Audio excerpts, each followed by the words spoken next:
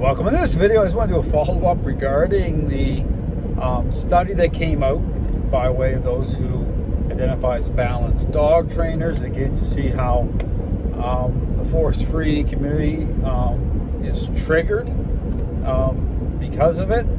And again, you're not seeing what you're not seeing through this study is clarity, okay, as to identifying the source of the problem. Again, controversy over the role or remote collars.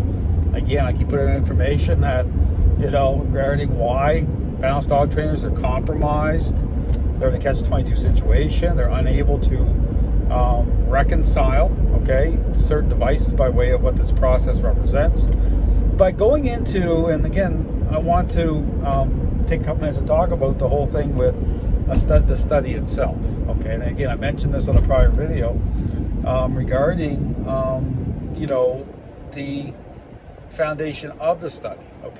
Why, in terms of making certain connections or introducing a device like a remote collar into a study, has to be done in such a way where the baseline, the foundation to reconcile the role of influence, the role of, say, a remote collar, has to be defined through, the social aspect, the social dynamic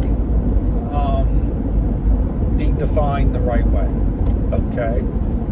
That is absolutely critical in order to gain clarity as to perception of dogs changing. Both agreeableness within the moment itself, by way of, again, as the dog is expressing, again, express state of mind in that moment, by way, again, of the overall current state of the relationship being established, and also to able to establish, even to using a motivating agent such as a treat, being able to identify,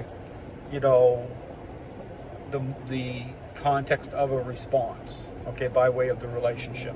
So understand the controlled part of that in order to provide clarity as to what certain things mean, such as a remote collar, has to be done in a way that is established properly through understanding, how a dog's decision-making process is governed at the very onset, at the very beginning. So I just want to put it out there that, you're never going to get, this is why when you introduce something into the balanced dog trainer idea of things, or force-free, you're never going to gain clarity. And this is exactly what's happening here. I want to make it very clear that all studies that don't establish that, don't recognize that from the beginning, by way of how a dog's decision-making process is influenced and governed at that level, and then, connecting dots properly by way of, the proper foundation for study that way, then you're not going to gain clarity, as to what certain things represent, period. So just put it out there. That's why I say dogs were never studied the right way from the beginning, and then you start trying to add things onto that as to trying to discern their, their role, such as remote collar.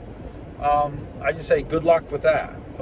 This is where, again, this is why and this is a great example I'm talking about. You're seeing, look what's happened. You're seeing all this, with Zach George, the exception clause.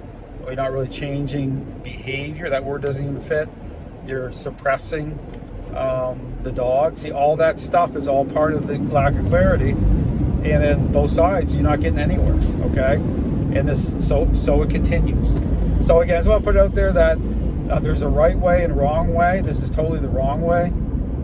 And proof is in the pudding, because you're going to continue to see this type of thing happening. People getting triggered, divisiveness, no clarity, and on it goes.